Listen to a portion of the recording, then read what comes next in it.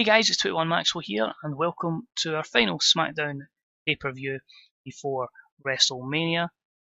We are at No Way Out, and it's actually quite a short show. There is only 15 segments on the show, but I'm hoping it puts us in the best position possible going into what should be a spectacular WrestleMania. I believe it's WrestleMania 37.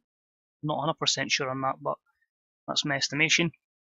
But as long as we've got a strong side from the SmackDown side, and then Raw obviously bring a couple of good hitters, then hopefully we can have a really good WrestleMania. So we're in the Safeco Field, and it's 50,676 in attendance. Start off with a hype promo for our main event. Kofi Kingston's getting his rematch. Because I've maybe done this match already too many times between him and the champ Roman Reigns, I've just threw Jey Uso in as well, and hopefully we'll have some implications that will show where we're going for WrestleMania. So it gets the show off to a strong start, gets the crowd hotter, A92, as we have our main event for this evening. We start off with the Velveteen Dream, the Royal Rumble winner, and the man who will be challenging the winner of the main event for the World Heavyweight Championship at WrestleMania. Got the crowd hotter, just really talking about how good he is, and how this is effectively a tune-up match to put him in the best place possible. Undertaker was pretty weak on commentary, as was Michael Cole, but it's an A-star 100 segment. Match itself was superb wrestling and great heat, and it was a 15-minute one match as the Velveteen Dream defeats Ricochet with the power line, B81, two stellar performances in 84 from Ricochet and 94 from the Velveteen Dream. No skill improvements, but this will obviously be hampered because of the lack of hot associated storyline. It was a filler match to, of course, make the Velveteen Dream look as strong as possible and, of course, gain some momentum. Next up, in a good matchup, we had King Neville defeat Chad Gable in 14:43 by pinfall, illegally using the ropes for leverage, meaning a shock victory you could say, and King Neville wins the Cruiserweight title. Only a B77 here, the storyline did advance. A lot of people are thinking, why is the title going back on Neville?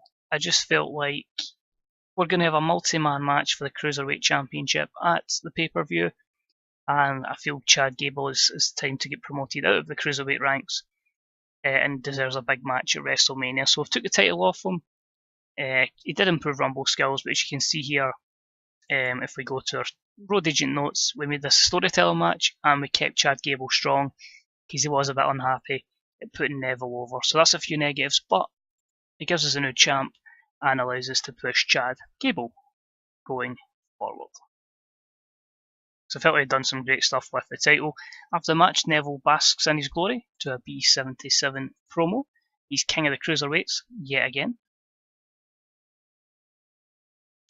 Next up, we just had a couple of tag teams getting an opportunity here, and it was about that had a good wrestling match and had a decent reaction from the crowd. And a team of AJ Styles and Johnny Gargano defeated the Masters of Wrestling, Bad Influence, and the Coffee Brothers in 12:08. The Coffees went out first, then it was Bad Influence, then the Masters of Wrestling. A B82 is not too bad. As you say, you're going to have the likes of AJ, Cesaro, Chris Hero, and Christopher Daniels all with physical decline, so the tag division is where they belong. But a lot of good performances, the weakest being Chris Hero with 73. Good performances actually from the Coffees, which was quite surprising. They're really getting over, which is good to see. Joe improves Rumble skills, but as you can see, there are a lot of negatives there in terms of the declining physical ability, but a good showcase of the depth of the tag team division on SmackDown Live.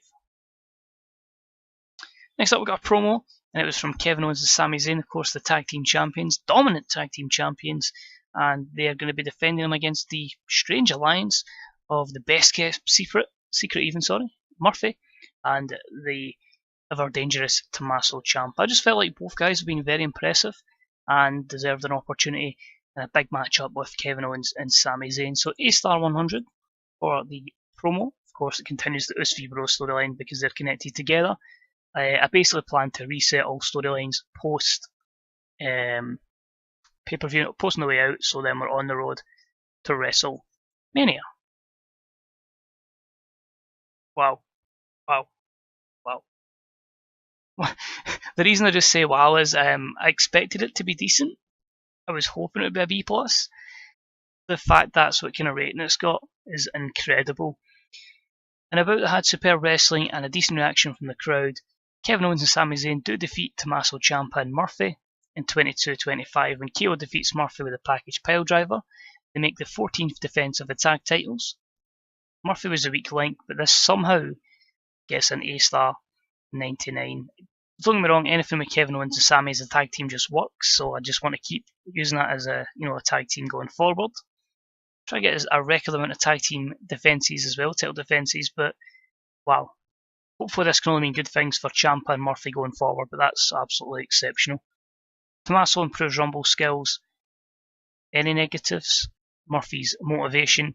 You can see here, it's just a simple regular match. Give it a bit of time and allowed them to pace the match with a big finish, but fantastic. Really can't complain at all. Next up, Seth Rollins is hyping a promo against Zack Sabre Jr. We're going to have a few guys competing here for the Intercontinental Championship. Who will take Baron Corbin's title going into WrestleMania? Will it be him? Will it be Seth Rollins? Will it be Zack Sabre Jr.? A lot of big guys here competing for the IC title, so that's an A89. And this match delivered as well. Holy shit! What a pay-per-view. An exceptional matchup saw Baron Corbin defeat Zack Sabre Jr., Dean Ambrose and Seth Rollins in 2023 when Baron Corbin defeated Zack Sabre Jr. by pinfall with the end of days, making his first IC title defence. A-star 98, exceptional. Everybody with a very good performance there. Seth brings out a 90 despite being off his game.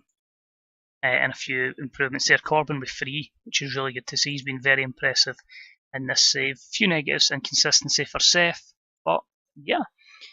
The plan is the IC title will probably go to a multi-man match, whether these combatants are the ones that are in it, but just exceptional. And I feel like, unlike WWE, we're going to give every main match a good bit of time, because we can in this save, and we're surely reaping the benefits of that.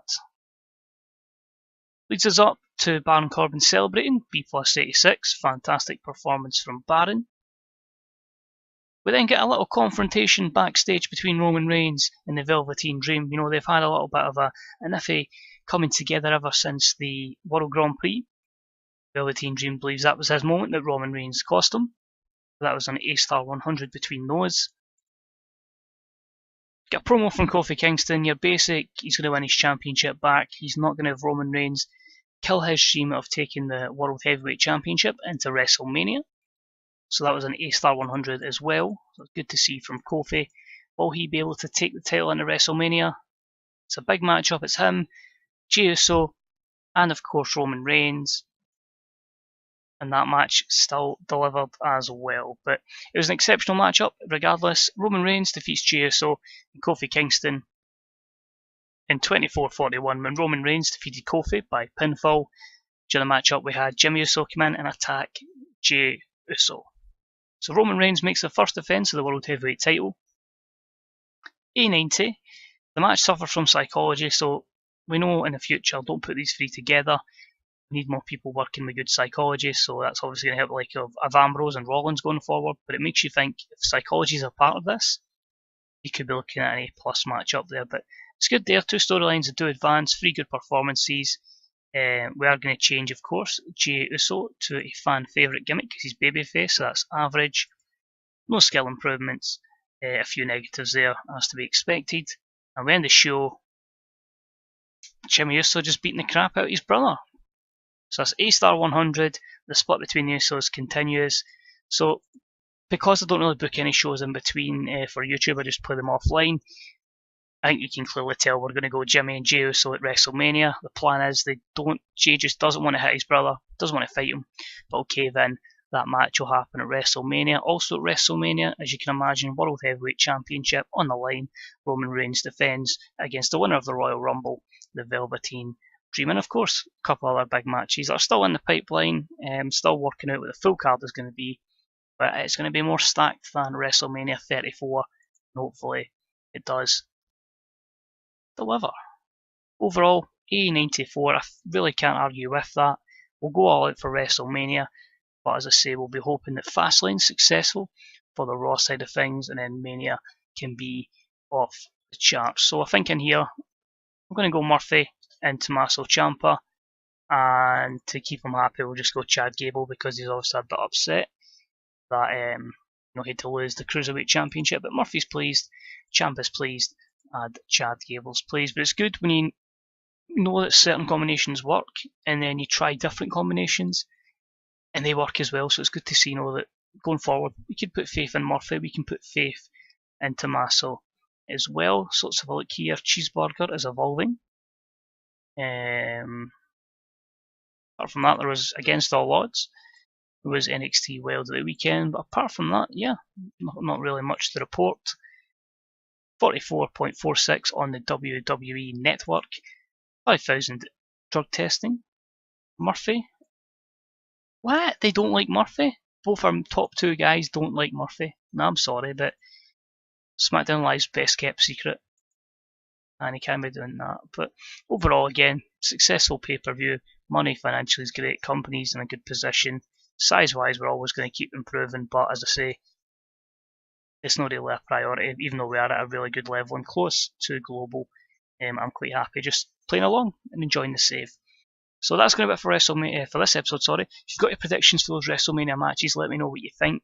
As I say, next week, of course, will be our last pay-per-view before Mania. We'll go ahead and do Fastlane. Then it'll be a 5-week build, I believe. Yep, 5-week build I've got to WrestleMania to ensure I get the best card possible.